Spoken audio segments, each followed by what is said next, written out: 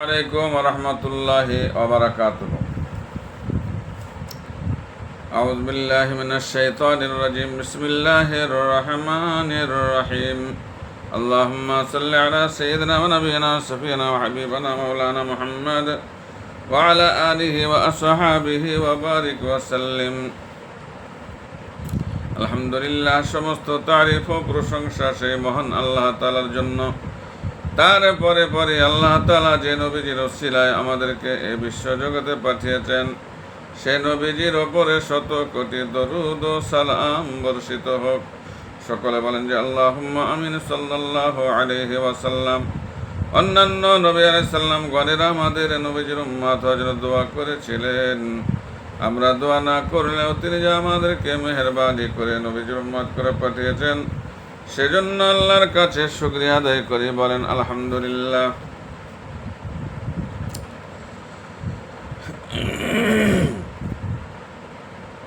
আমাদের আল্লাহ তাআলা আমাদেরকে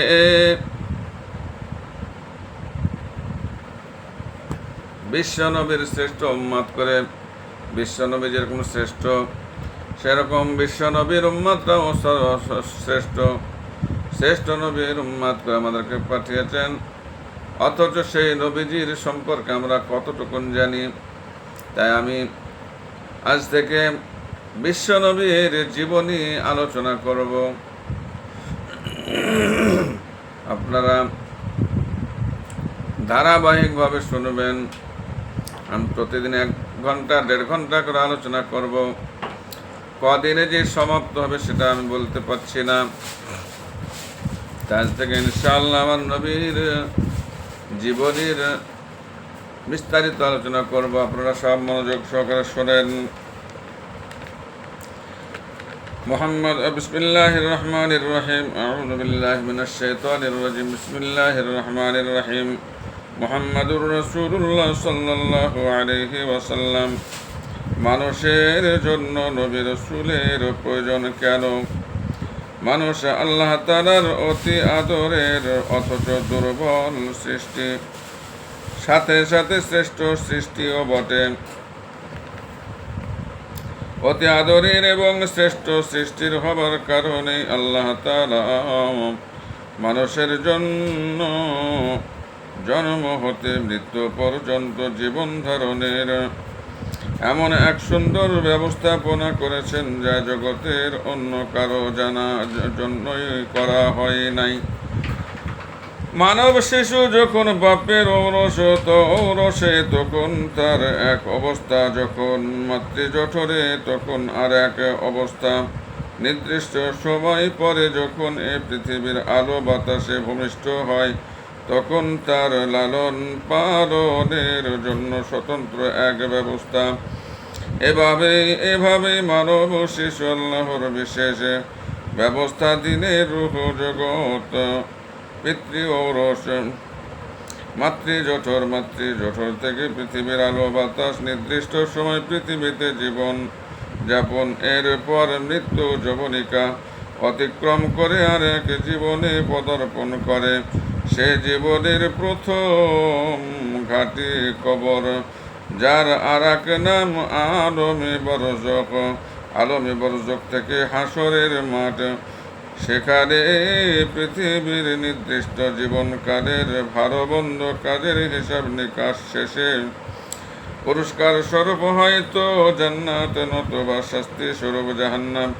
মানুষের সৃষ্টিকর্তা পালনকর্তা মহান আল্লাহর ভাষায় জান্নাত লাভের অর্থ নাজাত সফলতা, আর জাহান্নাম প্রাপ্তির অর্থ আযাবে বন্দী হওয়া। জীবনের চরম সফলতা অসফলতা, জীবনের চরম অসফলতা। মানুষ দুর্বল অথচ শ্রেষ্ঠ সৃষ্টি। স্বভাবতই প্রশ্ন জাগে, তা কিভাবে মানব শিশু মাতৃজঠর থেকে পৃথিবীতে পদার্পণ করে দুঃখের কান্না কাঁদতে থাকে। খাওয়ার জন্য মলমূত্র ত্যাগের পর পরিচ্ছন্নতার জন্য ঠান্ডায় গরমে ঠান্ডা পাওয়ার জন্য সে পরমিক মুখাপেক্ষী, অথচ দেখা যায় গরু ছাগল হাঁস মুরগির বাচ্চা জন্ম নেওয়ার সাথে সাথে খাদ্যের অনুসন্ধানে নেমে যায়।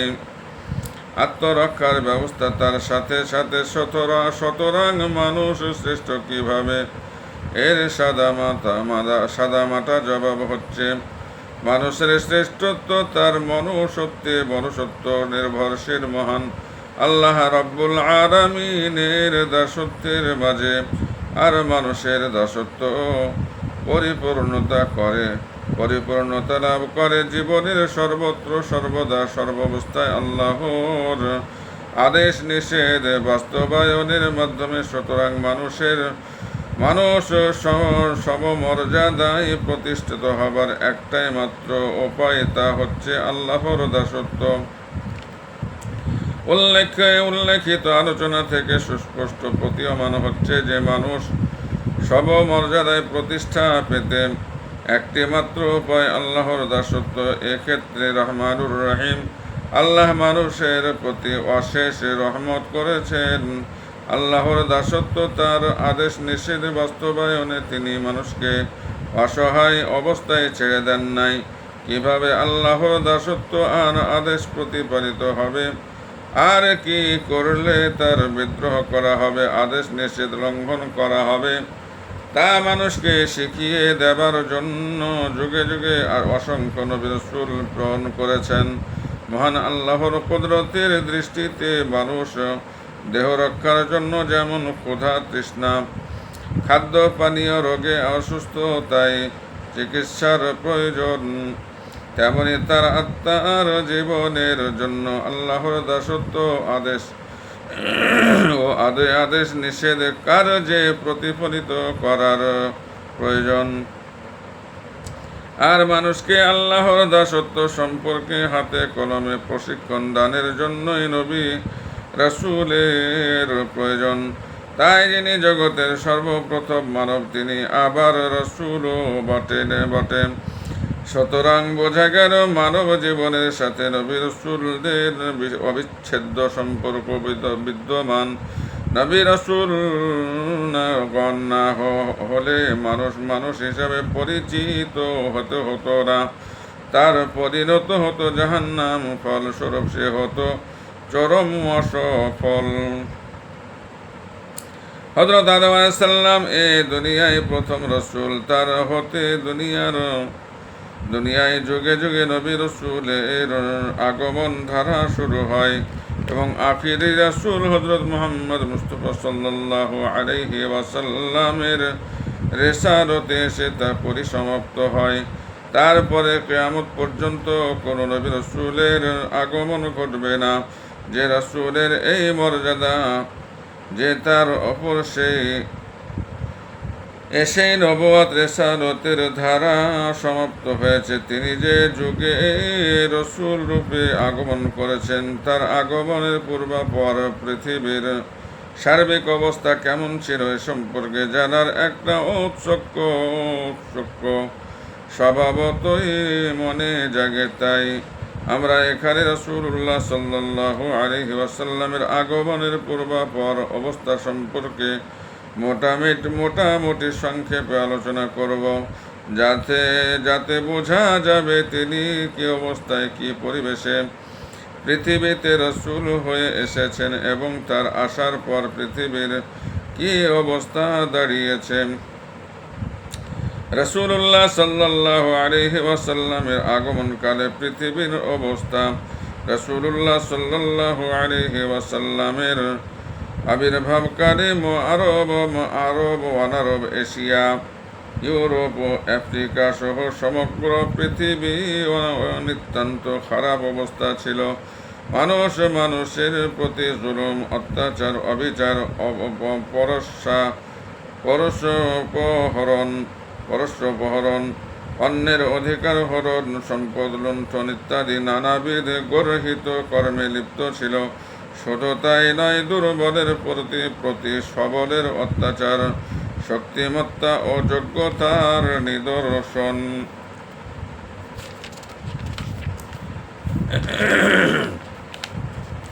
বলে পরিকীর্তিত হতো।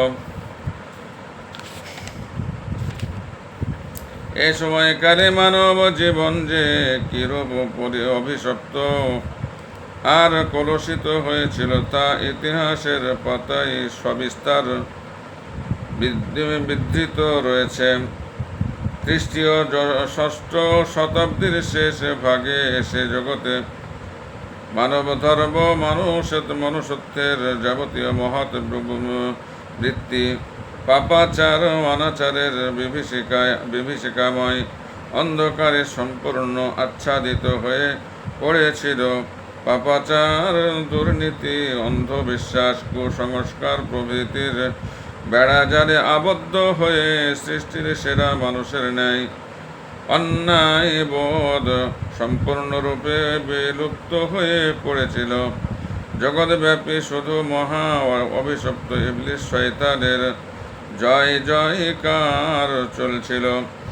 জগৎ পাপাচার অনাচারে এমন কানায় কানায় পরিপূর্ণ হলেও হযরত ঈসা সাল্লাম এ পৃথিবী থেকে অন্তর্হিত হবার পর হতে 570 বছর পর্যন্ত কোনো নবী রাসূলের আগমন ঘটে নাই। আল্লাহকে বিস্মৃত হয়ে সৃষ্টির সেরা মানুষ কুফর ও শিরকে নিমজ্জিত হয়ে মনুষ্যত্ব হারিয়ে পশুর অধম হয়ে পড়েছিল।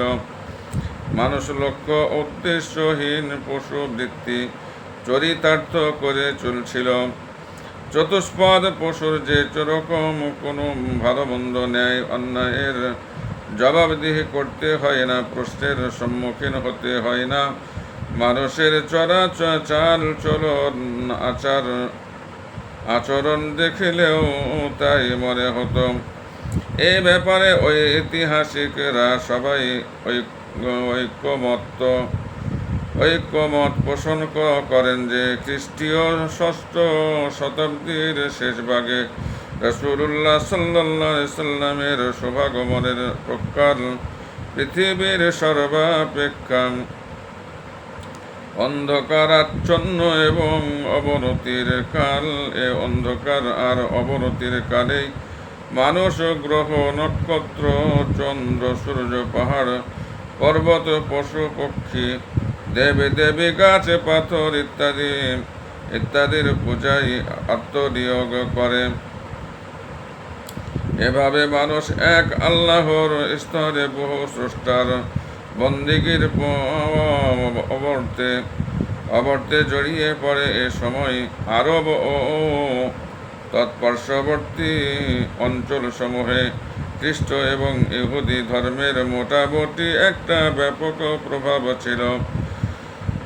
ভারতে হিন্দু ধর্ম প্রভাব বিস্তার করেছিল। ভারতীয়রা মনে করত শরীরকে যত বেশি কষ্ট দেওয়া যায় ততই আধ্যাত্মিক উন্নতি হয়, হৃদয়ের পবিত্রতা সাধিত হয়।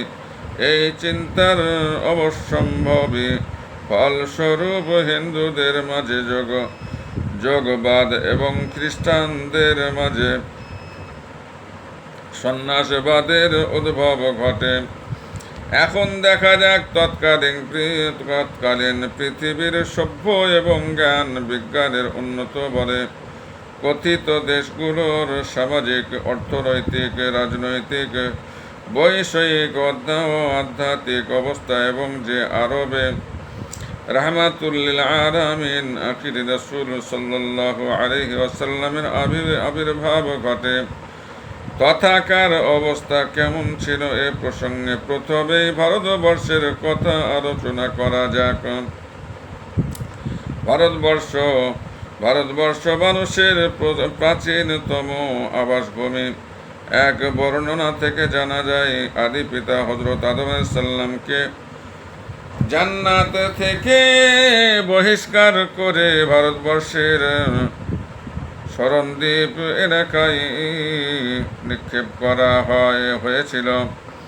সেকালের স্মরণদ্বীপী ইদানিংকারের শ্রীলঙ্কা বলে ভূগোলবিদ ও ইতিহাসে বিত্তাগণ মনে করেন ভারত শুধু মানবের আদি আবাসভূমি নয়, শিক্ষা, সভ্যতা, সংস্কৃতিরও প্রচার সুপ্রাচীন কেন্দ্রস্থল।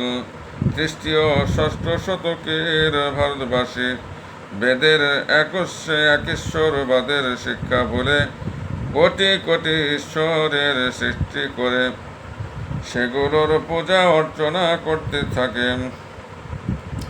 সংহিতাকারগণের নির্মম শাসন ব্যবস্থা সর্বব্যাপী বিস্তার লাভ করেছিল। যারা নর নারায়ণের সেবাকে মুক্তির মহত্তম উপায় বলে নির্ধারণ করেছিল, তারাই আল্লাহর কোটি কোটি বান্দাকে শৃগাল, কুকুর ইত্যাদি ইতর প্রাণীকুলকে থেকেও ঘৃণিত বলে ভাবত। যাজক পুরোহিত গণকে ঈশ্বরের আসরে বসিয়ে দেওয়া হয়েছিল। যাজক পুরোহিতরা যা বলতো, যে নির্মম ব্যবস্থা গ্রহণ করত, তাই ঈশ্বরের আদেশ ও বেদ বাক্য বলে গৃহীত হতো। শূদ্র ও অন্তর্জ বলে সৃষ্টির সেরা মানব সন্তানের প্রতি যে নির্মম পাশবিক ব্যবস্থা দেওয়া হতো তা আলোচনা করতেও সুস্থ বোধ শিউরে ওঠে।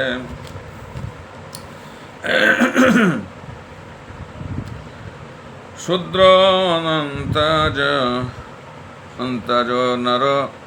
নারীগণের পক্ষ বেদবাণী উচ্চারণ বা শ্রবণের অধিকার ছিল না, আজও তাদের সে অধিকার নাই।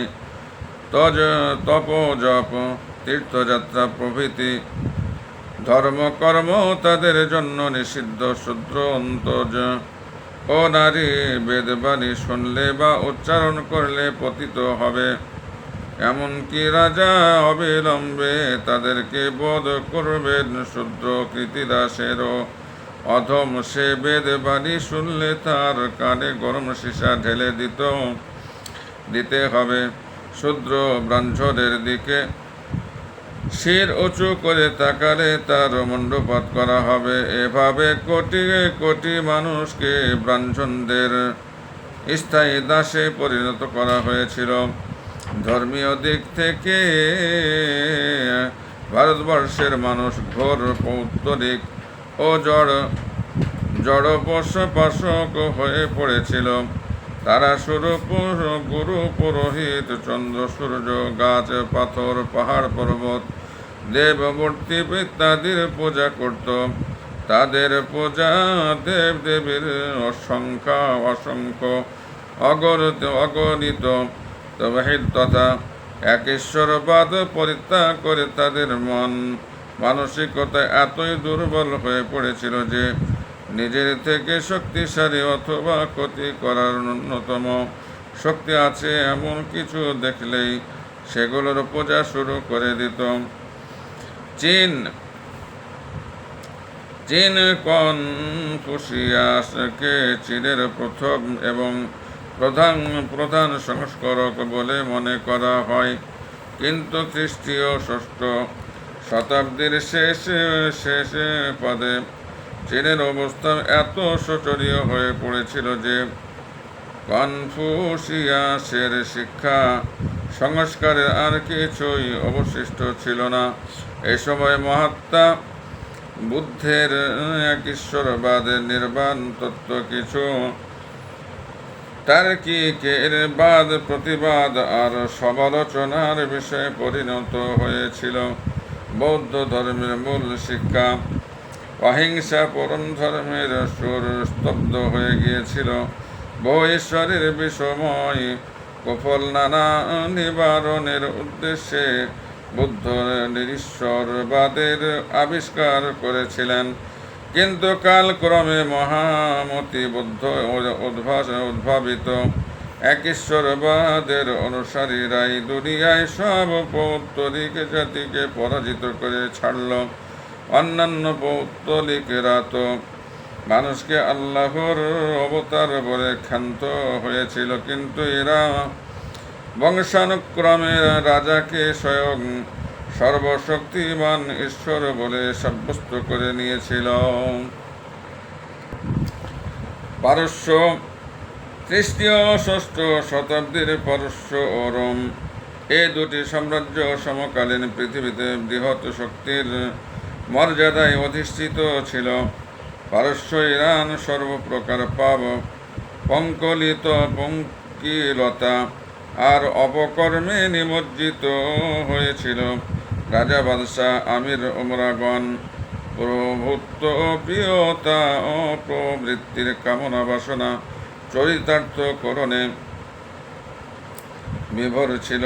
একালে ধর্মগ্রন্থ বলতে জেন্দাবেস্তা, ধর্মীয় ব্যক্তিত্ব বলতে জরদ শত এবং ধর্মীয় মতবাদ বলতে মজদুকবাদের অস্তিত্ব ইতিহাসের পাতায় দেখতে পাওয়া যায়। অন্যান্য অঞ্চলের ধর্মীয় ব্যক্তিত্ব ও ধর্মগ্রন্থগুলো এ কালে যে রূপ ধারণ করেছিল, ইরানেও তার ব্যতিক্রম কিছু ছিল না। অপরন্তু যে মজদুকবাদ ইরানি সমাজে প্রসার লাভ করে, তার মূল নীতি ছিল সম্পদ, জমি ও নারী, এ তিনে সবার সমান অধিকার। সুতরাং যে সমাজে এমন একটি গর্হিত ব্যবস্থা ধর্মীয় মতবাদের আল-খেল্লা পরিধান করতে পারে, সে সমাজের নীতি নৈতিকতা, মনুষ্যত্ব, অন্যায় সম্বন্ধে কোনো আলোচনায় প্রবৃত্ত হওয়া পণ্ডশ্রম মাত্র। রোম সমকালে একটি বৃহৎ শক্তি হিসাবে বিবেচিত হতো, কিন্তু রাসূলুল্লাহ সাল্লাল্লাহু আলাইহি ওয়াসাল্লামের আবির্ভাবকালে সে রোমী অধঃপতনের শেষ সীমায় উপনীত হয়। নৈতিক অধঃপতন, সীমাহীন বিলাসিতা ও অরাসঙ্গিক দুর্নীতি, অপকর্ম জাতীয় চরিত্র সম্পূর্ণ বিনষ্ট করে ফেলে। রাষ্ট্রীয় অব্যবস্থাপনা প্রকট আকার ধারণ করে, ফলে অভ্যন্তরীণ বিদ্রোহ, বিশৃঙ্খলা, অশান্তি এবং বহিঃশত্রু আক্রমণের আশঙ্কা প্রকট হয়ে ওঠে। এক ঈশ্বরবাদের কোনো ধারণাই রোমকদের মাঝে অবশিষ্ট ছিল না। তারা গ্রহ, নক্ষত্র, দেবী প্রতিমা এবং কবর পূজা করতে শুরু করে। রোমকরা নিজেদেরকে হযরত ঈসা সাল্লাম এর অনুসারী বলে দাবি করলেও তৃত্ববাদে বিশ্বাসী ছিল এবং পাদ্রী পুরোহিতদেরকে সাজদা করত।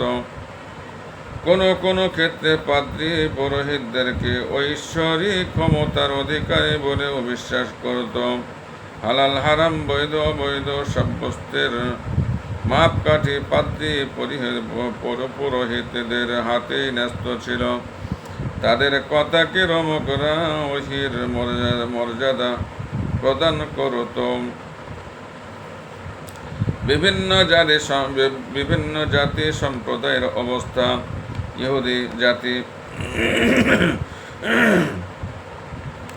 ইহুদিরা হযরত ইব্রাহিম আলাইহিস সালামের অধস্তন বংশধর। পরবর্তীকালে ইব্রাহিম আলাইহিস সালাম এর পৌত্র হযরত ইয়াকুব আলাইহিস সালামের সাথে সম্পর্কিত করে ইহুদিদেরকে বনি ইসরাইল বলেও অভিহিত করা হতে থাকে। আল্লাহ তাআলা হযরত মুসা আলাইহিস সালামকে বনি ইসরাইলের প্রতি নবী করে পাঠান। পরবর্তীতে হযরত দাউদ আলাইহিস সালাম এবং হযরত সুলাইমান আলাইহিস সালাম সহ অনেক নবী বনি ইসরাইলের হেদায়েতের উদ্দেশ্যে প্রেরিত হন। তাদের হেদায়েত উদ্দেশ্যে আল্লাহ তাআলা মুসা আলাইহিস সালাম এর ওপর তাওরাত এবং হযরত দাউদ আলাইহিস সালামের ওপর জব্বুর নাজিল করেন। বনি ইসরাইলকে আল্লাহ তাআলা হেদায়েতের পথে চালানোর উদ্দেশ্যে হযরত মুসা আলাইহিস সালাম, দাউদ আলাইহিস সালাম ও সুলাইমান আলাইহিস সালাম এর মতো মহাসম্মানিত নবী রাসূলগণকে প্রেরণ করেন। তাওরাত ও জব্বুরের মতো মর্যাদাপূর্ণ আসমানি কিতাব তাদের জন্য নাজিল হয়। এত বড় সম্পদ লাভ সত্ত্বেও নিজেদের কর্মদোষে তারা আল্লাহর আযাবে পতিত হয়। কয়েক হাজার বছর তাদেরকে ঠিকানা বিহীনভাবে কাটাতে হয়। জগতে কোথাও তাদের নির্দিষ্ট কোনো আবাসভূমি বা রাষ্ট্র ছিল না। বর্তমান শতাব্দীর মাঝামাঝি বৃহৎ শক্তিসমূহের ষড়যন্ত্র জালের ওপর ভর করে প্রাচ্যে মুসলিম জাতির বুকের ওপর তাদের একটি রাষ্ট্র স্থাপিত হয়েছে। যে কোনো মুহূর্তে বৃহৎ শক্তিসমূহের ষড়যন্ত্র জাল ছিন্ন হয়ে গেলে তাদের এ স্বপ্নের আবাসভূমি ভূমধ্য সাগরে নিক্ষিপ্ত হওয়া বিচিত্র কিছু নয়। ইহুদিদের জাতিগত বৈশিষ্ট্য হচ্ছে এরা অত্যন্ত নির্দয়, ষড়যন্ত্রপ্রিয়, স্বার্থপর ও ক্রূর স্বভাবাপন্ন। নিষ্ঠুরতা, বিশ্বাসঘাতকতাই তাদের জাতীয় বৈশিষ্ট্য। এমনকি তাদের হেদায়াত উদ্দেশ্যে প্রেরিত প্রধানতম রাসূল হযরত মুসা আলাইহিস সালাম ও তাদের মানসিক অত্যাচার, নির্যাতন, সততা, বেয়াপনা, অবাধ্যতা দ্বারা কখনো নিগৃহীত হন নাই।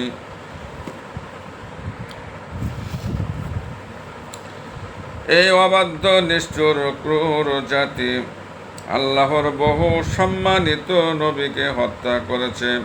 তাদের মাঝে প্রেরিত সর্বশেষ নবী হযরত ঈসা সাল্লাম, ঈসা মসীহ ইবনে মারিয়াম আলাইহিস সালামকে তারা শুলে চড়িয়ে হত্যা করার ষড়যন্ত্র করেছে। কিন্তু মহান আল্লাহ অশেষ কৃপায় তাকে ঊর্ধ্ব জগতে নিজের কাছে উঠিয়ে রক্ষা করেছেন। তাদের জাতিগত অবস্থা, জাতীয় চরিত্র এমন এক ঘৃণিত পর্যায়ে পর্যবসিত হয়েছিল যে কোনো নবীর আদেশ নিষেধ মতো চলা তো দূরের কথা, কোনো নবীর অস্তিত্ব পর্যন্ত মেনে নিতে তারা অসম্মত ছিল না।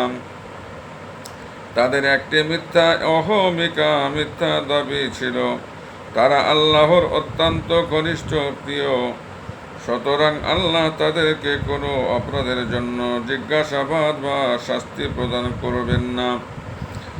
পরকালের পুরস্কার নিয়ামত কেবল তাদেরই জন্য নির্দিষ্ট। তাদের মাঝে আর একটি ভ্রান্ত বিশ্বাস চালু ছিল, তা হলো নবুয়তের রিসালাত একমাত্র তাদেরই উত্তরাধিকার।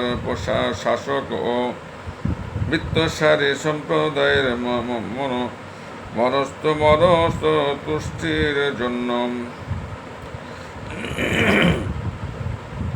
মনস্তুষ্টির জন্য ধর্মীয় নেতারা আল্লাহর কেতাবের বিধান পরিবর্ধনেও কোনো কুণ্ঠাবোধ করত না। ধর্মীয় বিধানের সহজতর এবং নিজেদেরকে পছন্দসই বিষয়গুলোই তারা মানত। সার কথা, ইহুদি জাতির নৈতিক ও চারিত্রিক অধঃপতন সর্বশেষ সীমা অতিক্রম করেছিল। তাদের নীতি নৈতিকতা এমন এক শোচনীয় অবস্থায় পর্যবসিত হয়েছিল যে কোন সুস্থ বিবেক বুদ্ধি সম্পন্ন মানুষ এ মানব গোষ্ঠীকে মানুষ পদবাচ্য বলে মেনে নিতেও সহজে সম্মত হবার কথা ছিল না। খ্রিস্টান জাতি যে যুগে ইহুদি জাতি অধঃপতনের সর্বশেষ সীমা অতিক্রম করেছিল, তৎকালে ইহুদিদের থেকে অদ্ভুত হযরত ঈসা মসীহ আলাইহিস সালাম এর অনুসারী বলে কথিত নাসারা বা খ্রিস্টানদের অবস্থা কোন দিক থেকেই তাদের সমূল ইহুদিদের চাইতে ভালো ছিল না, বরং ইহুদিদের চাইতে তাদের অবস্থা আরেক ধাপ শোচনীয় ছিল। জগতময় তারা নিজেদেরকে খ্রিস্ট ধর্মাবলম্বী এবং হযরত ঈসা মসীহ আলাইহিস সালাম এর অনুসারী বলে প্রচার করে বেড়ালেও বর্তমানে তাদের ধর্মগ্রন্থ বলে কথিত অনুসৃত ইনজিল গ্রন্থ আল্লাহ কর্তৃক প্রেরিত নয় এবং হযরত ঈসা আলাইহিস সালাম ও একই ভাব তাদেরকে দিয়ে যান নাই কিতাব। ঈসা আলাইহিস সালাম ও এ কিতাব তাদেরকে দিয়ে যান নাই। অবশ্য বর্তমান ইনজিল আল্লাহ কর্তৃক প্রেরিত এবং হযরত ঈসা মসীহ আলাইহিস সালাম এর প্রচারিত বলে খ্রিস্টানরাও দাবি করে না। হযরত ঈসা আলাইহিস সালাম পৃথিবীতে অবস্থানকালীন মাত্র 120 জন পুরুষ ও কয়েকজন স্ত্রীলোক তার প্রতি ঈমান এনেছিলেন। তার উপর ঈমান আনয়নকারী হাতে গোনা কয়েকজন মানুষ হওয়া সত্ত্বেও তাদেরকে লোকচক্ষুর অন্তরালে পালিয়ে বেড়াতে হতো। ঈসা সাল্লামের ওপর ঈমান এনেছে এ কথা প্রকাশিত হয়ে পড়লে আর রক্ষা ছিল না। মৃত্যু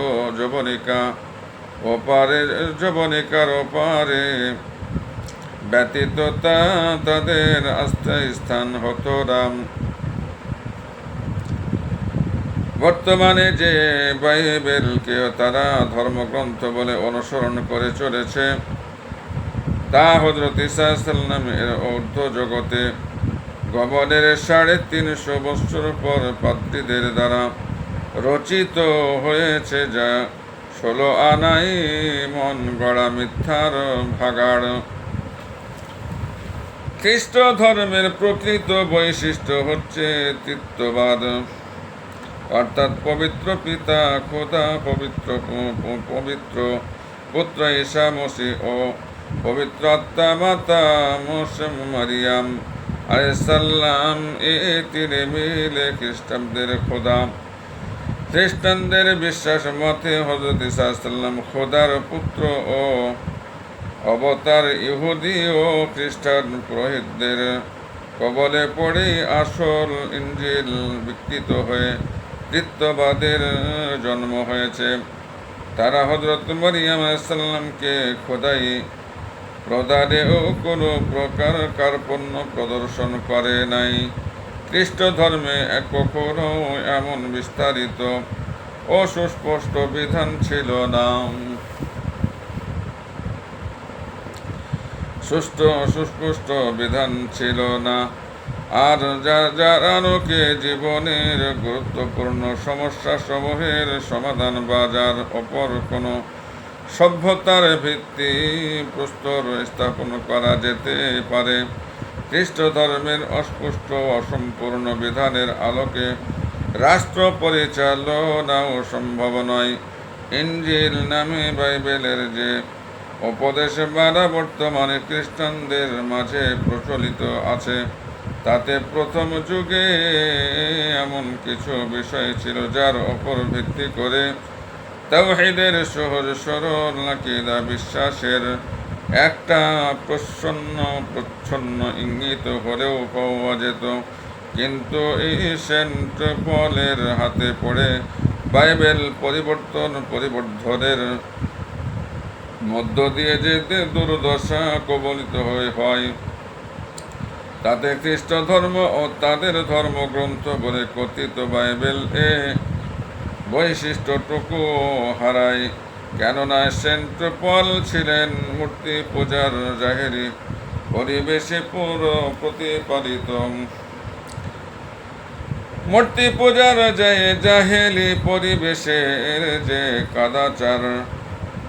কদাচার হতে তার উৎখাত তিনি খ্রিস্ট ধর্মে সেসবেরই অনুপ্রবেশ ঘটান। মোট কথা ঈসা সাল্লাম এর অর্থ জগতে আরোহণের পরবর্তী কয়েক শতাব্দীতে খ্রিস্ট ধর্ম বিভিন্ন বিষয়ের সংমিশ্রণে এক ধর্মীয় মদকে রূপান্তরিত হয়। মধ্য এশিয়া জাতিসমূহ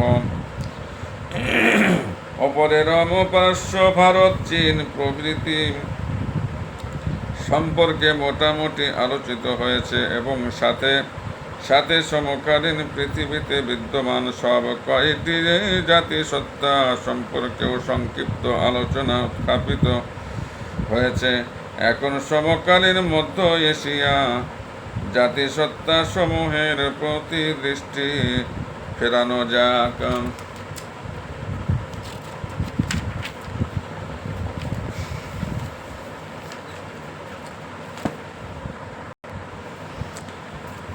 সমকালীন পৃথিবীর উন্নত দেশ ও জাতি সমূহের ধর্মীয় এবং নৈতিক চরম বিকৃতি সত্ত্বেও মধ্য এশিয়ায় বসবাসরত জাতি সত্তা সমূহ যেমন মোগল, তুর্ক, জাপানি প্রভৃতি বিকৃত বৌদ্ধ ধর্মমত ও মূর্তি পূজার মাঝামাঝি অবস্থান করছিল। তাদের কাছে কোনো জ্ঞান বিজ্ঞান ছিল না এবং উন্নত কোনো শাসন পদ্ধতি বা রাষ্ট্র ব্যবস্থাও তাদের জানা ছিল না। মূলত তখন তারা ধীরে ধীরে অন্ধকার যুগের মূর্তি পূজা হতে বের হয়ে সভ্যতার আলোক রশ্মির দিকে অগ্রসর হচ্ছিল।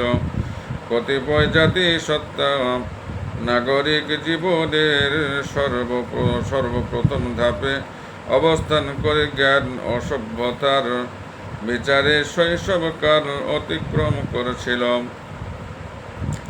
সার কথা নির্ভেজাল তাওহীদের ধারণা ষষ্ঠ শতাব্দীতে বিদ্যমান জাতি সত্তা সমূহের কোনোটার মাঝে বর্তমান ছিল না। আরবের শোচনীয় অবস্থা। আখিরি নবী ও রসুল মুহাম্মদ সাল্লাল্লাহু আলাইহি ওয়াসাল্লামের আবির্ভাবস্থল আরব দেশের ধর্মীয়, সামাজিক, রাজনৈতিক, অর্থনৈতিক ও সাংস্কৃতিক অবস্থা পৃথিবীর অন্যান্য দেশের চাইতে নিম্ন বই উন্নত ছিল না। তারা চরম অন্ধকারে নিমজ্জিত ছিল বলে এ যুগকে ঐতিহাসিক গণ আইয়ামে জাহিলিয়া বলে অভিহিত করেছেন। নীতি নৈতিকতা ও সুস্থ জীবন যাপন পদ্ধতি সম্পর্কে আরবদের কোনো ধারণাই ছিল না। শাসন ব্যবস্থা, রাষ্ট্র ব্যবস্থা সম্পর্কেও তারা সম্পূর্ণ অনভিজ্ঞ ছিল। মোট কথা, অধঃপতনের যত নিম্ন স্তর হতে পারে, আরববাসীর জীবন তার সর্বশেষ স্তর অতিক্রম করেছিল। ধর্মীয় অবস্থা। আরবরা ছিল ঘোর পৌত্তলিক। বিভিন্ন দেব মূর্তির পূজা অর্চনায় ছিল তাদের ধর্ম। তাদের ঘোর পৌত্তলিকতার পরিধি এতটুকু বিস্তৃত লাভ করে যে তারা কাবা ঘরে পর্যন্ত ৩৬০টি দেব মূর্তি স্থাপন করে সেগুলোর দেব মূর্তি স্থাপন করে সেগুলোর পূজা করত। চন্দ্র, সূর্য, গ্রহ, নক্ষত্র, বৃক্ষরাজি ইত্যাদির পূজা অর্চনার প্রচলন অবশ্য তাদের মাঝে ছিল না। তাদের অজ্ঞতা, মূর্খতা এবং বেহায়াপনা, নির্লজ্জতা চরম সীমায় উপনীত হয়েছিল। এর নজিরে তারা উলঙ্গ হয়ে কাবা ঘর তপ করত। কাবা ঘরে রক্ষিত দেব মূর্তিগুলোর উদ্দেশ্যে অর্ঘ্য নিবেদনের জন্য প্রতি বছর বহু লোক আগমন করত। প্রতি শহর ও জনপদবাসীর পৃথক পৃথক দেবমূর্তি ছিল। একে অন্যের পূজা, দেবতার পূজা অর্চনা করাকে আরবরা নিতান্ত অপমানকর মনে করত। তাদের পূজ্য অসংখ্য দেবীর মাঝে লাত, লাত মানাত ও উজ্জা ছিল প্রধান। অবশ্য আরবদের মাঝে এ যুগেও এক আল্লাহর ধারণা বর্তমান ছিল, তবে তারা আল্লাহকে তাদের পূজ্য দেবদেবীর খোদা অর্থাৎ সর্ববৃহৎ খোদা বলে বিশ্বাস পোষণ করত। আর কোনো কঠিন বিপদে নিপতিত হলে একান্ত নিষ্ঠার সাথে একমাত্র আল্লাহ তাআলাকেই ডাকত। তাদের বিশ্বাস ছিল তারা ছোট খোদা অর্থাৎ দেব মূর্তি সমূহকে পূজা অর্চনা করে সন্তুষ্ট রাখিলে তবেই সর্ববৃহৎ খোদা অর্থাৎ একক লা শরীক আল্লাহ তাদের প্রতি সন্তুষ্ট হবেন। সুতরাং রাসূলুল্লাহ সাল্লাল্লাহু আলাইহি ওয়াসাল্লাম যখন আরববাসীকে তাওহীদের আহ্বান জানালেন, তখন তারা বিষময় ভরা কণ্ঠে সমস্বরে কোরআনের ভাষায় বলে উঠল, আজআলাল আলিহাতা ইলাহা ওয়াহিদা ইন্না হাযা লাশাইউন আজাব। অর্থাৎ এ ব্যক্তি কি যাবতীয় উপাস্যকে এক এলাহাতে পরিণত করে দিল, নিশ্চয় এটা তো এক অত্যাশ্চর্য বিষয়। রাজনৈতিক অবস্থা জাহিলিয়াত যুগে রোমক ও পারস্য সাম্রাজ্যের সীমান্তবর্তী ও উত্তরাঞ্চলের স্বল্প কিছু অংশ ব্যতীত সমগ্র আরব দেশই স্বাধীন ছিল। আরববাসী বিভিন্ন গোত্রে বিভক্ত ছিল এবং প্রতিটি গোত্রের জন্য এক একজন গোত্রপতি নির্দিষ্ট ছিলেন। গোত্রীয় লোকদের পরস্পরের মাঝে সদ্ভাব, সৌহার্দ্য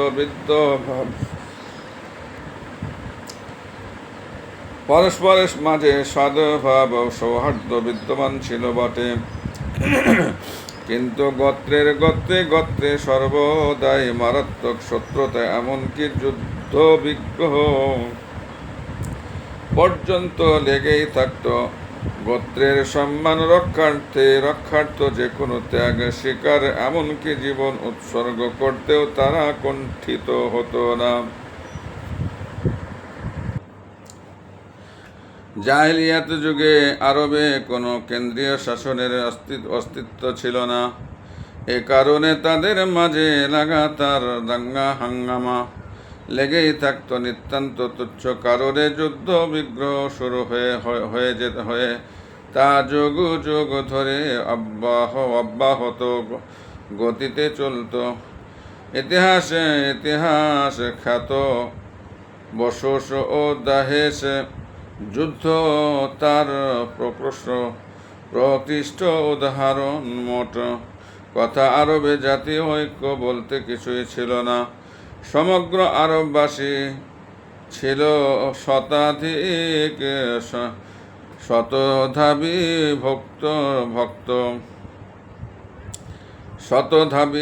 ভক্ত।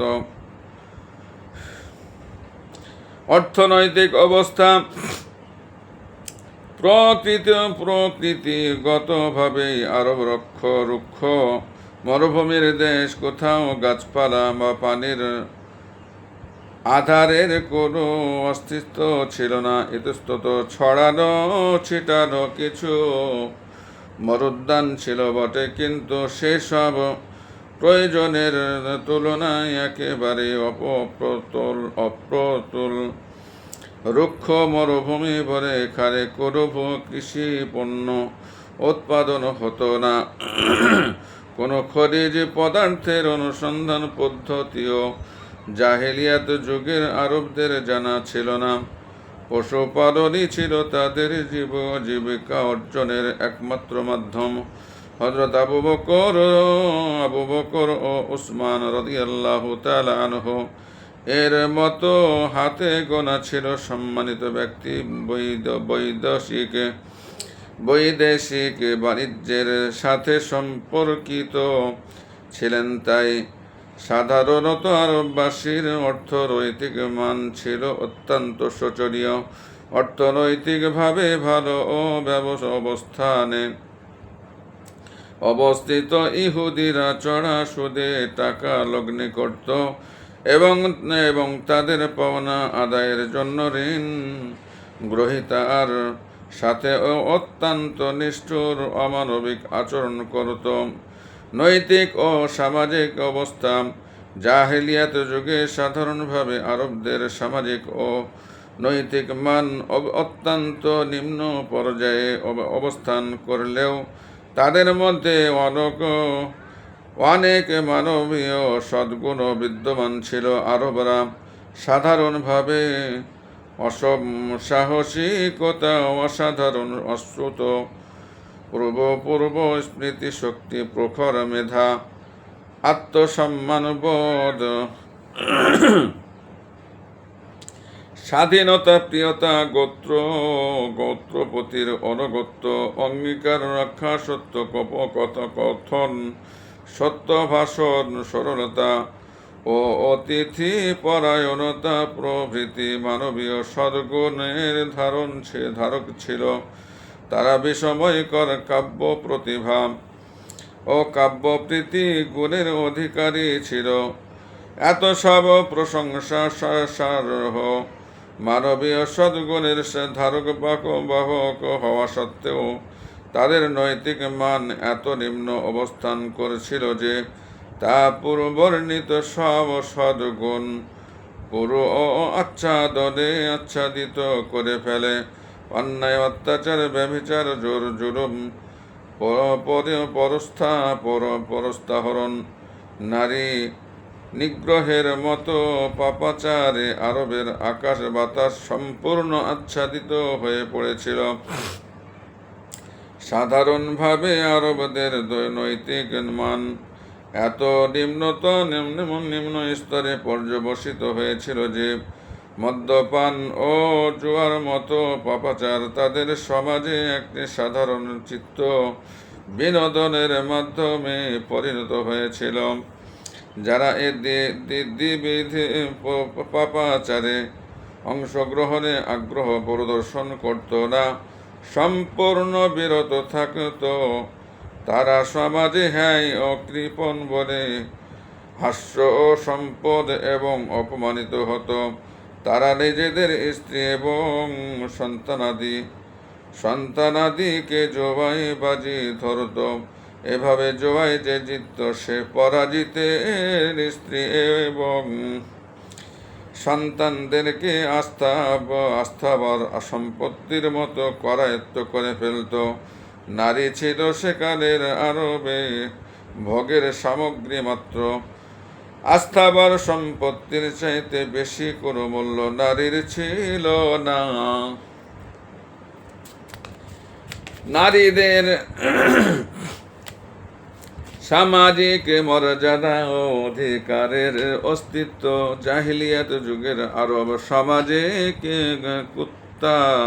কুত্রাপি পরিদৃষ্ট হতো না। কন্যা সন্তান ছিল জাহিলিয়াত যুগের আরবদের বিশ্বাস মতে সামাজিক অপমানের সবচাইতে বড় সামগ্রী। তাই পিতা অনেক সময় কন্যার হৃদয় বিদারক চিৎকার অপেক্ষা করেও তাকে জীবন্ত কবর দিত। দারিদ্র্যের ভয়ে পুত্রকন্যা নির্বিশেষে তারা সন্তানদেরকে হত্যা করত। দারিদ্র্যের ভয়ে পুত্রকন্যা নির্বিশেষে তারা সন্তানদেরকে হত্যা করত। পিতার মৃত্যুর পর সৎমা আস্থাবর সম্পত্তির মতো পুত্রের উত্তরাধিকারে পড়ত। পুরুষ মৈথুন, পশু মৈথুন, নারীর অস্বাভাবিক মৈথুনের মতো পাপাচার আরব সমাজে পুরো দস্তুর বিরাজমান ছিল। এগুলোকে নিন্দার মনোভাব নিয়ে আর চোখে দেখার মতো মানুষও সমাজে অবশিষ্ট ছিল না। এমনকি পুরুষের বিয়ের কোনো নিয়ন্ত্রণ ছিল না। যথেচ্ছ বিয়ের অধিকার সে সংরক্ষণ করত, আর স্ত্রীদেরকে দিয়ে ব্যভিচার করিয়ে অর্থ ও আহরণ করত। জাহিলিয়াত যুগের আরবে কৃতিদাস প্রথা প্রচলিত ছিল। কৃত দাসীরা তাদের মনিবদের থেকে কোনো প্রকার মানবীয় আচরণ পেত না। এসব অসহায় কৃত দাসীর প্রতি চরম অমানবিক আচরণ করা হতো। এদের বাঁচা মারা মনিবের খেয়াল খুশির ওপর নির্ভরশীল ছিল। সার কথা, জাহিলিয়াত যুগের আরববাসী যদিও অনেক মানবীয় সদ্গুণের অধিকারী ছিল, কিন্তু পাপাচারের অর্থই সমুদ্রে তা এমনভাবে বিলীন হয়ে গিয়েছিল যে চোখে পড়ার কোনো উপায় ছিল না। সাংস্কৃতিক অবস্থা। জাহিলিয়াত যুগের আরববাসীর শিক্ষা সংস্কৃতি আধুনিক যুগের মতো ছিল না বটে, তবে তারা সাংস্কৃতিক জীবনের সাথে একেবারে অপরিচিতও ছিল না। তৎকালে তারা সাপ্তাহিক সাহিত্য আসরের আয়োজন করত। এই ধরনের সাহিত্য আসরে কবিতা পাঠ ও সাহিত্য বিষয়ক সমালোচনা হতো। কবিগণ নিজেদের গোত্রের সাথে সংশ্লিষ্ট বীরদের বীরত্ব কাহিনী, ওট ঘোড়ার বিস্ময়কর গুণাবলী এবং সুন্দর নারী ও প্রেমিকাকে উপজীব্য করে কবিতা রচনা করত এবং আবৃত্তি করে শোনাত। এসব সাহিত্য আসরে রচিত ও পঠিত কবিতা সমূহ প্রাক ইসলামী যুগের আরবের ব্যক্তিগত ও সামাজিক সাংস্কৃতিক জীবননীতি, নৈতিকতা, মানবিকতা, এক কথায় সর্ববিষয়ের নির্ভরযোগ্য দলিল। প্রাক ইসলামী যুগের আরব কবি সাহিত্যিকদের ভাষা এত উন্নত ও সমৃদ্ধ ছিল যে পরবর্তী যুগে তার জুড়ি মেলানো অনেক ক্ষেত্রেই নিতান্ত কঠিন বিষয় বলে প্রতীত হয়েছে। শুধু আরবি নয়, বরং সমগ্র দুনিয়ার কোথাও প্রাণ খুলে বরণ করা যায়। প্রশংসার দৃষ্টিতে দেখা যায় এমন উন্নত মানের শিক্ষা সংস্কৃতি পরিদৃষ্ট হয় এমনকি আধুনিক ইউরোপেও নয়, বরং বলতে হয় সেকালের ও ইউরোপের শিক্ষা সংস্কৃতির মান জাহিলিয়াত যুগের আরবের চাইতে নিম্ন মানের ছিল। কেননা সেকালের আরবে সর্বপ্রকার অপকর্ম, কুকর্ম, অনৈতিকতা ও মানবিকতা বিবর্জিত আচরণ বিদ্যমান থাকলেও নরমাংস ভক্ষণের মতো পৈশাচিকতার অস্তিত্ব খুঁজে পাওয়া যায় না।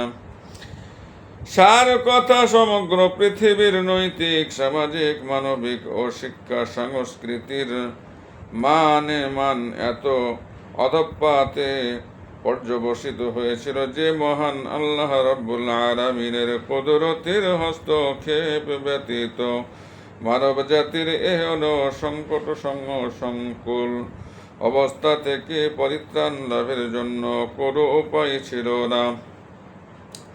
ঐতিহাসিক আমির আলীর ভাষায় দুনিয়ায় একজন ত্রাণকর্তার আবির্ভাবের প্রয়োজন পৃথিবী ইতিপূর্বে কখনো এত তীব্রভাবে অনুভব করে নাই। সুতরাং ধ্বংসের দ্বার প্রান্তে উপনীত মানব জাতিকে রক্ষার উদ্দেশ্যে আল্লাহ তাআলা আখেরি নবী ও রাসূল মুহাম্মদুর রাসূলুল্লাহ সাল্লাল্লাহু আলাইহি ওয়াসাল্লামকে এ ধরাধামে প্রেরণ করেন।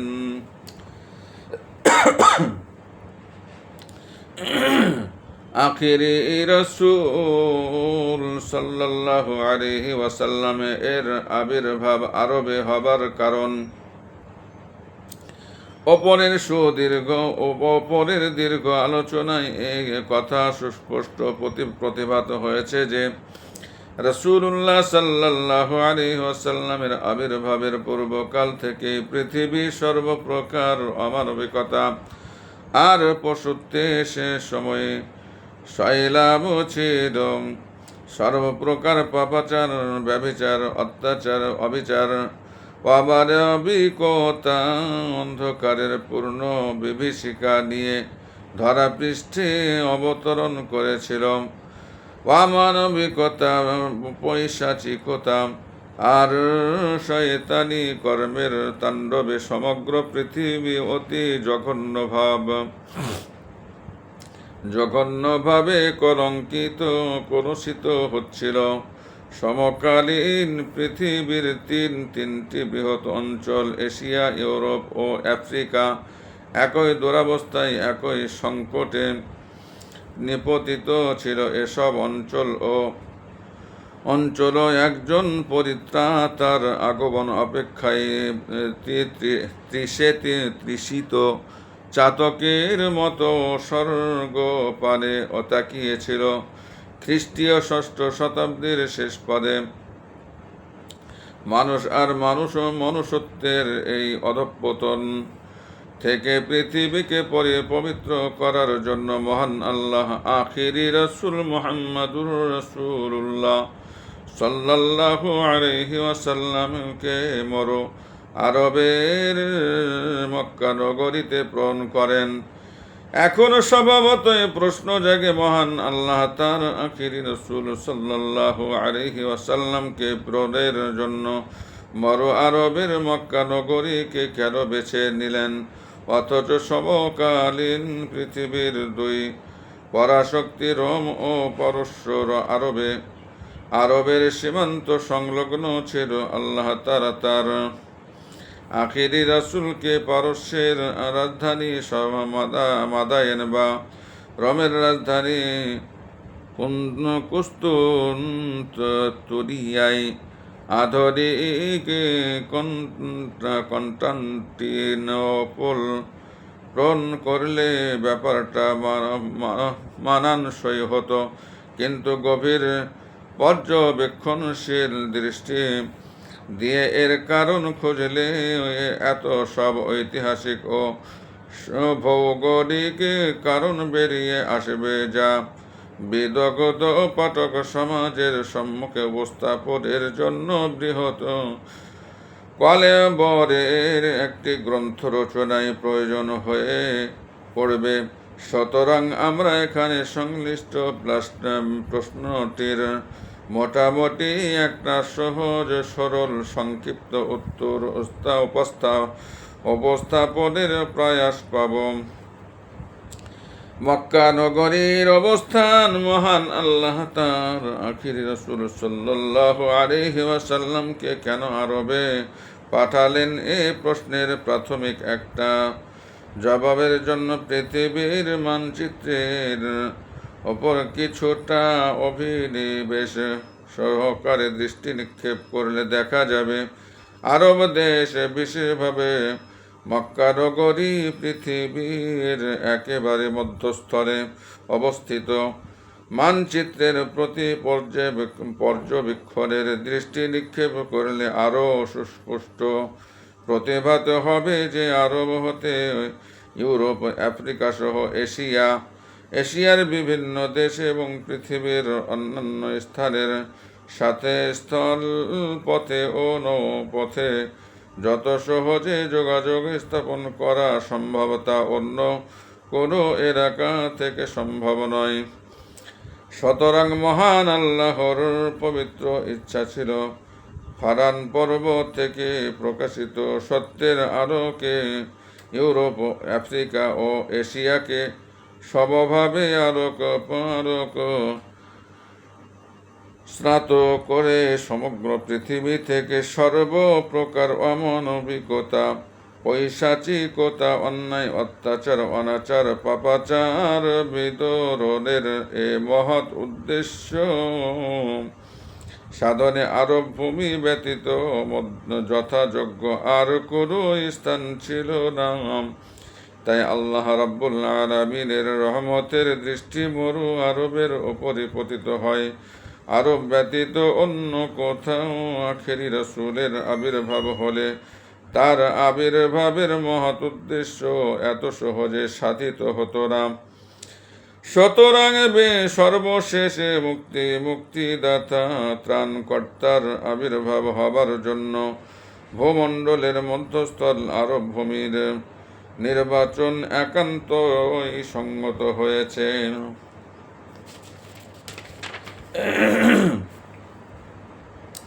আরববাসীর বিভিন্ন বৈশিষ্ট্য। হযরত ঈসা মসীহ আলাইহিস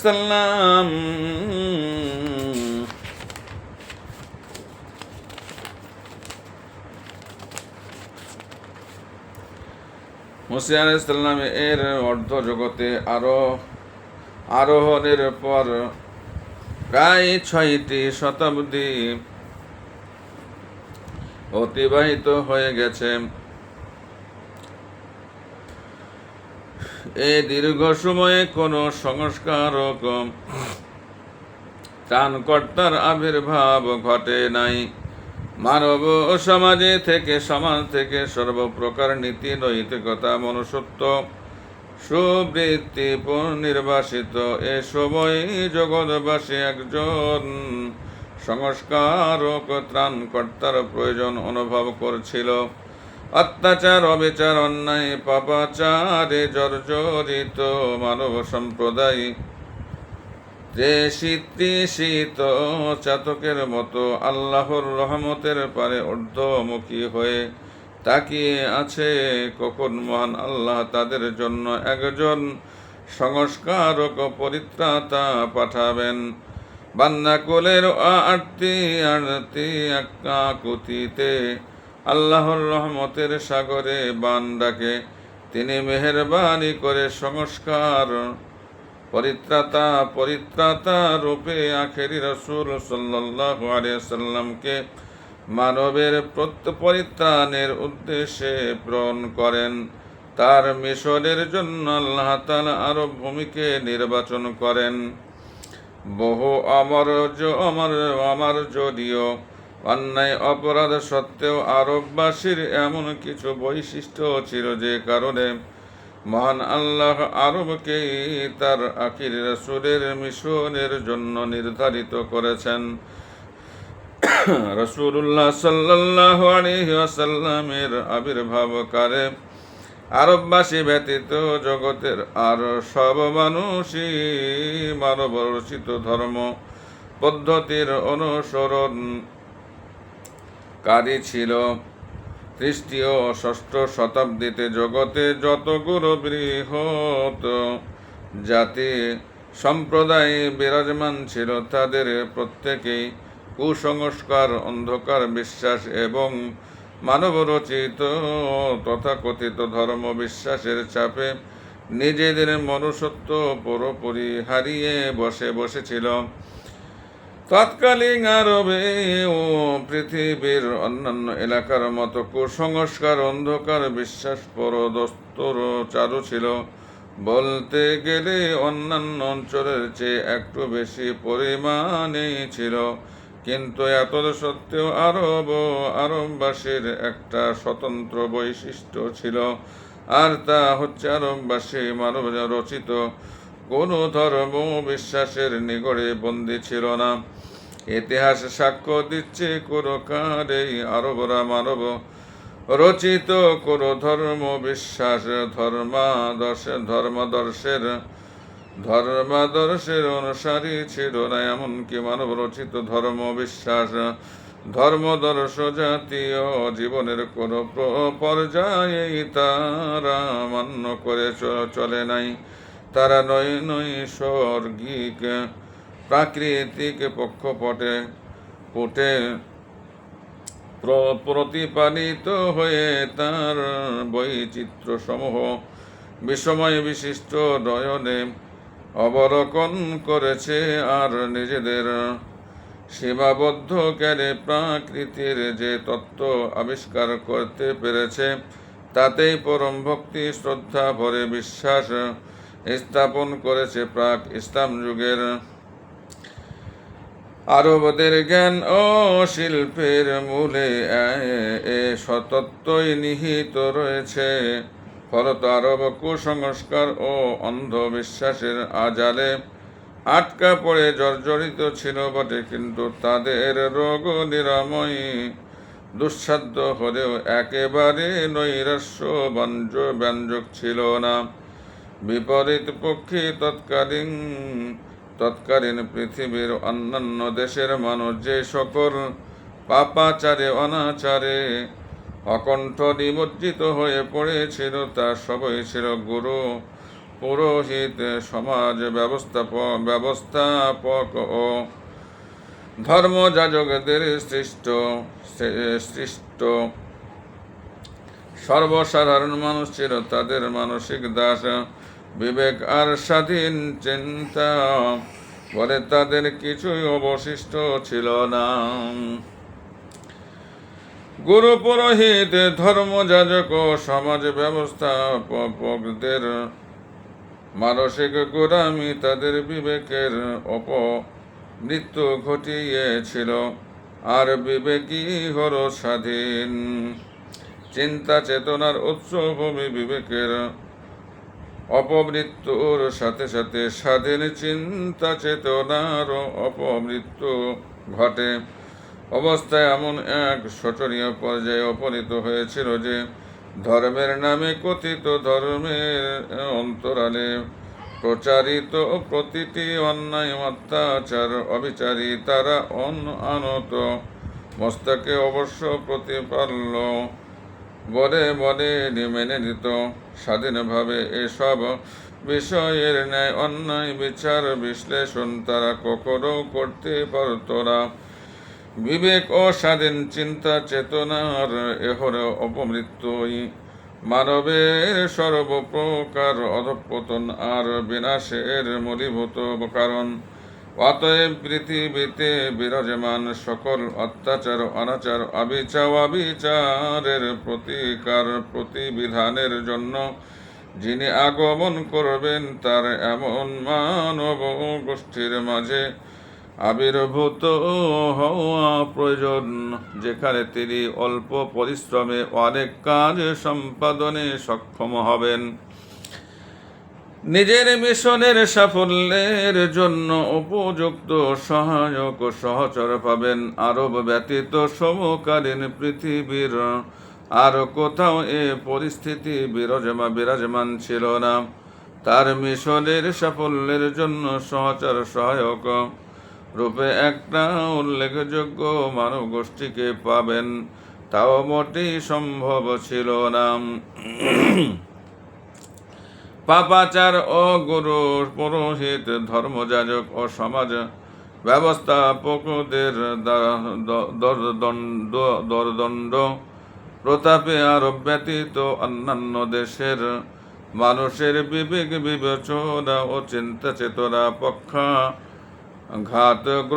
হয়ে পড়েছিল। তাই আখিরি রাসূল সাল্লাল্লাহু আলাইহি সাল্লামের আবির্ভাব হবার জন্য মহান আল্লাহর রহমতের দৃষ্টি আরবের মক্কা নগরীর প্রতি পতিত হয়।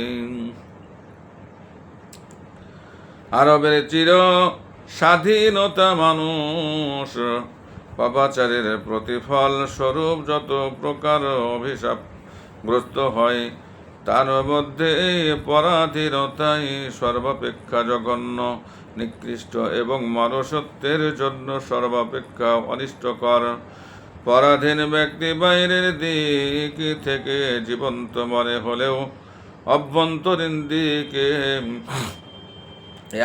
একেবারে মৃত না হলেও অসাড় নিষ্পন্দ, পক্ষাঘাতগ্রস্ত, সম্পূর্ণ কর্মণ্য বিদেশি শক্তির অধীনতা বশে কাল যাপন করলে যে মানুষ এমন দুর্দশাগ্রস্ত হয় তা নয়, বরং স্বজাতির কোনো ব্যক্তি বা দল বিশেষের স্বৈরাচারী শাসনের অধীনে বহুদিন জীবন যাপন করতে থাকলেও মানুষকে জীবনতম শোচনীয় জীবন মৃত তুল্য শোচনীয় অবস্থায় উপনীত হতে হয়। কিন্তু সৃষ্টির ওঝালগ্ন থেকে আরব দেশে ও আরববাসীকে কখনোই কোনো প্রকারে পরাধীনতার জীবন যাপন করতে হয় নাই। আরব ও আরববাসী চির স্বাধীন, চিন্তা চিরমুক্ত। আরব ও আরববাসী সম্বন্ধে প্রাপ্ত ইতিহাস পড়া কথা উল্লেখিত উক্তির সত্যতা প্রতিপাদন করে। এমনকি যেসব খ্রিস্টান ঐতিহাসিক নিজেদের অসৎ অভিসন্ধি সফল করতে আরব দেশ ও মুসলিম জাতির ইতিহাস ও পুরাতত্ত্ব সংকলনে প্রবৃত্ত হয়েছেন,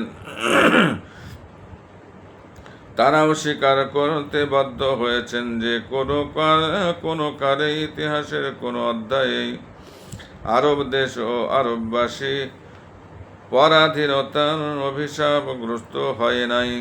সুতরাং সমকালীন পৃথিবীর অন্য কোনো দেশই আরবের সমকক্ষ হতে পারে না।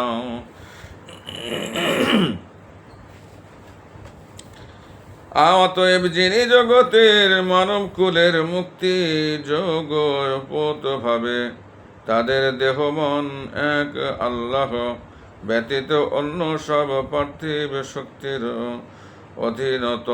অধীনতা পাশ থেকে মুক্ত করার জন্য আবির্ভাব হবেন, আরবের ন্যায় চিরমুক্ত চিরস্বাধীন দেশ ব্যতীত অন্য কোনো দেশই তার আবির্ভাবের জন্য যোগ্য বিবেচিত হতে পারে না।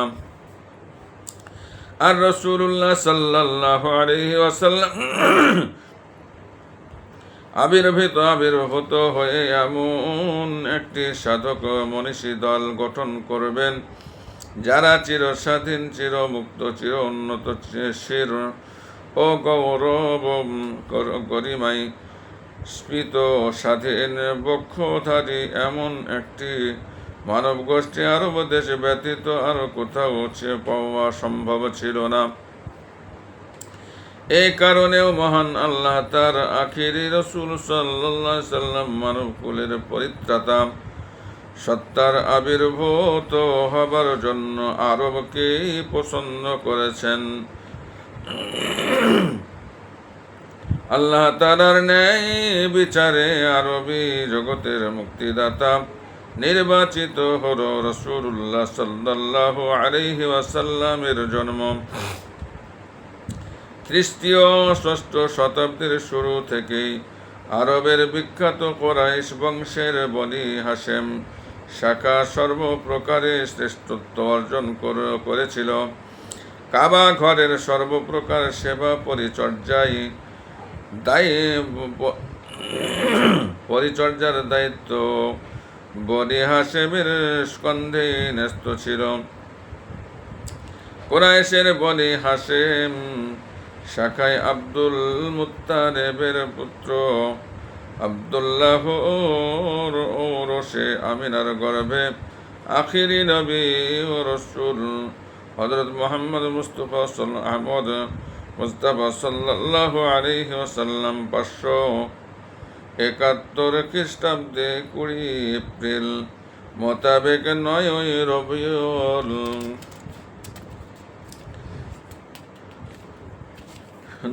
রবিউল আউয়াল সোমবার শবে সাদেকের সবাই শুভ জন্মগ্রহণ করেন। কেউ কেউ অবশ্য রাসূলুল্লাহ সাল্লাল্লাহু আলাইহি সাল্লামের জন্ম সন 570 খ্রিস্টাব্দ বলে অভিমত প্রকাশ করেছেন।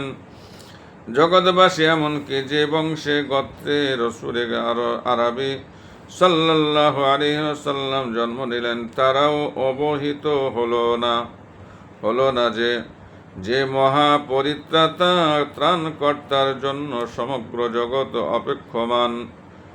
সেই রেসালত সূর্য সভ্যতা সংস্কৃতির সাথে অপরিচিত বড় আরবের কুরাইশ বংশের হাশেমি শাখার আব্দুল মুত্তালিবের গৃহ উজালা করে আবির্ভূত হয়েছেন এমন একটি শুভ দিনকে নিজেদের স্মৃতিতে ধারণ করে রাখা বা ঐতিহাসিক গুরুত্ব প্রদানের যোগ্যতা শিক্ষা সংস্কৃতি ও সভ্যতার সাথে সম্পর্কহীন আরববাসীর ছিল না।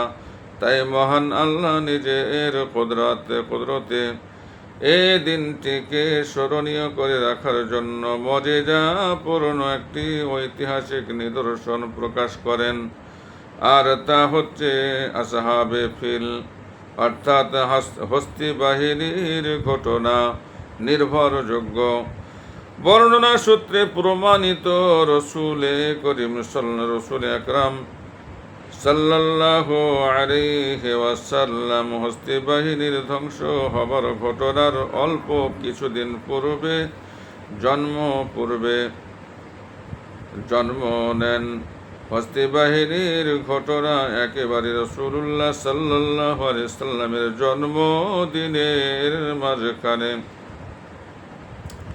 মাঝখানে 40 দিন মতান্তরে 50 দিন অতিবাহিত হয়েছিল। আসহাবে ফিল হস্তি বাহিনীর ঘটনা। আসহাবে ফিল হস্তি বাহিনীর ধ্বংস আব্দুল মুত্তালিবের জীবনের একটি উল্লেখযোগ্য ঘটনা। হস্তি বাহিনীর ঘটনার কেন্দ্রীয় চরিত্র আরব আবরাহাতুল আশরাম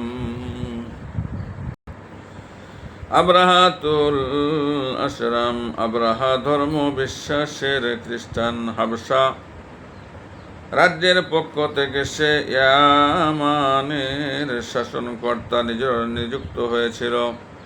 আবরাহা খ্রিস্টান আর আরববাসী পৌত্তলিক, সুতরাং আরববাসীর সাহায্য সহযোগিতার উদ্দেশ্যেই আল্লাহ তাআলা আবরাহা বাহিনীর ধ্বংস সাধন করেছিলেন। আল্লাহ তাআলা আবরাহাকে তার বাহিনী সহ ধ্বংসের কারণ আরো আবরাহার ইচ্ছা ছিল। আল্লাহর ইচ্ছার বিপরীতে সে ইয়ামেনে অতি সুদর্শন একটি গির্জা তৈরি করে। উদ্দেশ্য খ্রিস্ট ধর্মের তৃতীয়বাদের প্রচার প্রসার। তার আর একটি অপবিত্র উদ্দেশ্য ছিল তাওহীদের কেন্দ্র। কাবার বিপরীতে অপবিত্র উদ্দেশ্য ছিল তাওহীদের কেন্দ্র। কাবার বিপরীতে তার নির্মিত গির্জা মানুষের সমাবেশ স্থলে পরিণত করা। অতএব মানুষের মানে নির্মিত গির্জার প্রতি কাবার অনুরূপ সম্মান মর্যাদা জাগ্রত করতে হলে কাবা ঘর ধসিয়ে দেওয়া দরকার। এমনকি একটি অপবিত্র ইচ্ছা থেকেই আবরাহা কাবা শরীফ ধ্বংসের উদ্দেশ্যে সৈন্য প্রেরণ করে। অন্যদিকে সমগ্র আরব আবরাহার প্রতিরোধ ছিল সম্পূর্ণ অক্ষম। অন্যদিকে সমগ্র আরব আবরাহার প্রতিরোধে ছিল সম্পূর্ণ অক্ষম। আবরাহা সমকালীন সর্বপ্রকার যুদ্ধাস্ত্রের মালিক, অথচ কুরাইশ তথা আরববাসী যুদ্ধাস্ত্র থেকে পুরোপুরি বঞ্চিত। আবরাহা বাহিনীর মোকাবিলা করার মতো অস্ত্রশস্ত্র তাদের হাতে ছিল না। উল্লেখিত পরিস্থিতিতে কাবা শরীফ রক্ষার জন্য জাগতিক যে উপকরণটুকু অবলম্বন সাব্যস্ত হবার ছিল তা নিষ্ফল প্রমাণিত হলে আল্লাহর শক্তিমত্তা, প্রভাব, পরাক্রম ও সম্মান মর্যাদায় দোলা লাগে। জগৎবাসী দেখিল জাগতিক উপকরণের শক্তিমত্তার ওপর ভর করে আল্লাহর কুদরতের সাথে প্রতিদ্বন্দ্বিতাকারী কিভাবে ধ্বংস হয়েছে। যে তাওহীদের কেন্দ্র কাবা ধ্বংসের জন্য সদম্ভে বিশাল বাহিনী সহ আগমন করেছিল, আল্লাহ তাকে ধ্বংস করে কাবাকে নিজের কুদরতের ছায়ায় রেখে হেফাজত করেছেন মহান আল্লাহ তাআলা। কোরআন কারীমের সূরা ফিলে এ ঘটনা অত্যন্ত মজিজাপূর্ণ ভঙ্গিতে অতি সংক্ষিপ্ত আকারে বর্ণনা করেছেন। সার কথা, হস্তি বাহিনীর মক্কা আক্রমণ করতে আসার বৎসরটি রাসূলুল্লাহ সাল্লাল্লাহু আলাইহি ওয়াসাল্লামের জন্মের বৎসর। আর এ ঘটনায় তার পবিত্রতম সত্তার আবির্ভাবের নিকটতম নিদর্শন।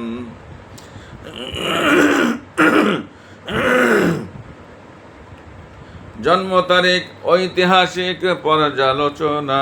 রাসূলুল্লাহ সাল্লাল্লাহু আলাইহি ওয়াসাল্লামের জন্ম তারিখ নির্ধারণে ঐতিহাসিক ও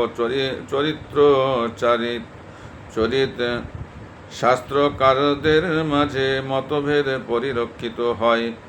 সর্বসাধারণে রাসূলুল্লাহ সাল্লাল্লাহু আলাইহি ওয়াসাল্লামের জন্ম তারিখ 12 রবিউল আউয়াল সোমবার বলে প্রসিদ্ধ একটা মত প্রচলিত রয়েছে। কিছু দুর্বল বর্ণনা 12 তারিখের মতেরই সহযোগিতা করে। ঐতিহাসিক তাবারি ইবনে খালদুন ও চরিত শাস্ত্রবিদ ইবনে হিশাম ও 12 তারিখের প্রবক্তা অনেক আলেম 8 রবিউল আউয়াল বলেও মত প্রকাশ করেছেন। প্রখ্যাত ঐতিহাসিক আবুল ফেরা 10 রবিউল আউয়াল বলে অভিমত পোষণ করেন। প্রখ্যাত উলামায়ে কেরাম, ইতিহাসবেত্তা ও চরিত্র শাস্ত্রবিদদের মতে রাসূলুল্লাহ সাল্লাল্লাহু আলাইহি ওয়াসাল্লামের জন্ম তারিখ 9 রবিউল আউয়াল সোমবার। শ্রদ্ধেয় বরেণ্য ইতিহাসবেত্তা, চরিত শাস্ত্রবিদগণ এ মতের বিশুদ্ধ এবং প্রমাণ্য বলে অভিমত পোষণ করেন। অতএব হেমায়েদি কাইদি ইউনুস ইবনে ইয়াজিদ ইবনে আব্দুল্লাহ ইবনে হাশেম, মুহাম্মদ ইবনে মুসা খাওয়ারিজমি, আবুল খাত্তাব বিন ওয়াজিহ, আল্লামা ইবনে তাইমিয়া ইবনে কাইয়িম ইবনে হাজার আসকালানি, শায়খ বদরুদ্দিন আইনি প্রমুখ নেতৃস্থানীয় স্মরণীয় বরণীয় ওলামায়ে কেরাম 9 রবিউল আউয়াল সোমবার রাসূলুল্লাহ সাল্লাল্লাহু আলাইহি ওয়াসাল্লামের জন্ম তারিখ হবার অভিমতি পোষণ করেন।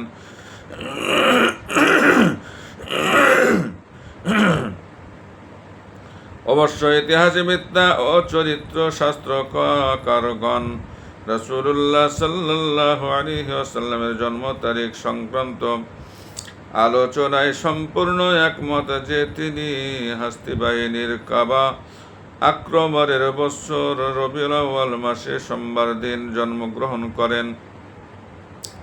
কনস্টান্টিনোপলের প্রখ্যাত খগোল শাস্ত্রবিদ আলেম মাহমুদ পাশা ফালাকি রাসূলুল্লাহ সাল্লাল্লাহু আলাইহি ওয়াসাল্লামের যুগ থেকে তার সময়কাল পর্যন্ত খগোল শাস্ত্রের দৃষ্টিকোণ থেকে চন্দ্রগ্রহণ ও সূর্যগ্রহণের একটি তালিকা প্রস্তুত করে বিশুদ্ধ হিসাবের মাধ্যমে প্রমাণ করেছেন যে তার জন্ম তারিখ কোনো প্রকারেই 12 রবিউল আউয়াল সোমবার হতে পারে না।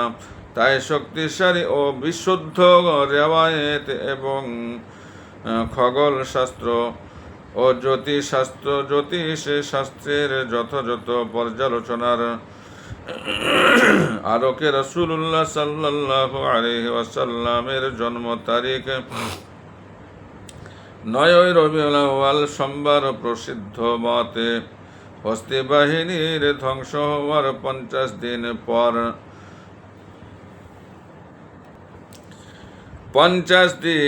পর রাসূলুল্লাহ সাল্লাল্লাহু আলাইহি ওয়াসাল্লাম জন্মগ্রহণ করেন। বংশ পরিচয়। রাসূলুল্লাহ সাল্লাল্লাহু আলাইহি ওয়াসাল্লাম আরবের কুরাইশ বংশের হাশেমি শাখায় জন্মগ্রহণ করেন। তার বংশ তালিকা নিম্নরূপ: মুহাম্মদ বিন আব্দুল্লাহ বিন আব্দুল মুত্তালিব বিন হাশেম বিন আব্দে মান্নাফ বিন কুসাই বিন কিলাব বিন মুররা বিন কাব বিন লুয়াই বিন গালেব বিন ফিহর বিন মালিক বিন নুজর বিন কেনানা বিন খুজাইমা বিন মুদরিকা বিন ইলিয়াস বিন মুজার বিন নাজার বিন সাদ বিন আদনান। মাতার দিক থেকে রাসূলুল্লাহ সাল্লাল্লাহু আলাইহি ওয়াসাল্লামের বংশ তালিকা কেলাবে গিয়ে পিতৃবংশ তালিকার সাথে এক হয়ে যায়। তা নিম্নরূপ: আমিনা বিনতে ওয়াহাব বিন আব্দে মান্নাফ বিন জুহরা বিন কিলাব। কিলাবের আরেক নাম হাকিম।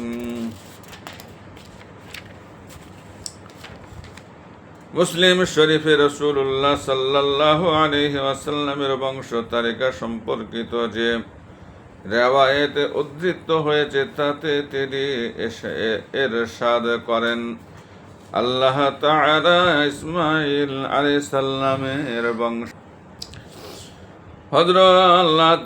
হযরত ইসমাঈল আলাইহিস সালামের বংশ হতে কেনানাকে বিশিষ্ট বৈশিষ্ট্য দান করেছেন এবং কেনানার মধ্য হতে কুরাইশকে সম্মান মর্যাদা প্রদান করেছেন। আবার কুরাইশ থেকে বনি হাশেমকে সম্মান মর্যাদা দান করেছেন এবং বনি হাশেম হতে আমাকে নির্বাচিত করেছেন। নামকরণ আরবের চিরাচরিত প্রথানুসারে রাসূলুল্লাহ সাল্লাল্লাহু আলাইহি ওয়াসাল্লামের জন্মের 7ম দিনে কুরাইশ সরদার আব্দুল মুত্তালিব তার পিতৃহীন নাতির আকিকার ভোজে অংশগ্রহণের জন্য সবাইকে দাওয়াত করেন। খাওয়া দাওয়া শেষে আগত মেহমানরা নবজাতকের নাম জিজ্ঞেস করলে আব্দুল মুত্তালিব হর্ষোৎফুল্ল চিত্তে উত্তর করলেন, মুহাম্মদ। সমবেত স্বজনরা অশ্রুত পূর্ব ব্যতিক্রম ধর্মী নাম শুনে বললেন, এমন নাম তো আর কখনো শুনি নাই। যুগ যুগ ধরে স্বগোত্রে প্রচলিত সব নাম পরিত্যাগপূর্বক আপনি এই ব্যতিক্রম ধর্মী নাম রাখলেন। স্বজনদের আপত্তিপূর্ণ জিজ্ঞাসার জবাবে বৃদ্ধ আব্দুল মুত্তালিব বললেন, আমার একান্ত কাম্য আমার এ সন্তান যুগে যুগে পৃথিবীর সর্বত্র প্রশংসিত হোক, তাই আমি তার নামকরণ করেছি। হযরত আমিনা গর্ভাবস্থায় স্বপ্নে দেখেন যে কে যেন বলছেন, তোমার সন্তানের নাম রাখবে আহমদ। উল্লেখিত উভয় নামই তার বাল্যকাল হতে প্রচলিত ছিল এবং পবিত্র কোরআন কারিমের